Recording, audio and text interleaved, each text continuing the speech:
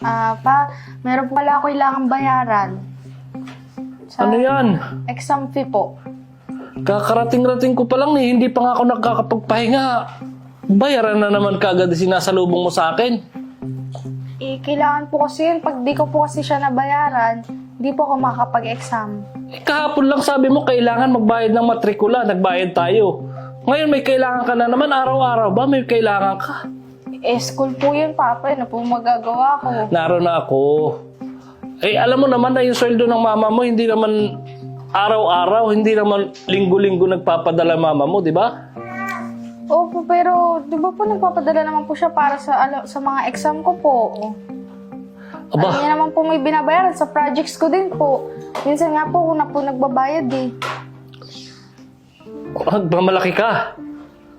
Hindi po ako nagmamalaki, sinasabi ko lang naman po. Kasi minsan lang po kayo magbigay sa akin ng pambayad. Kasi sinasabi niyo po, kulang po yung pinadala ni Mama.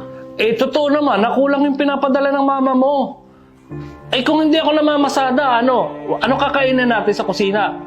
Anong ilalagay nating almusal, tanghalian, hapunan?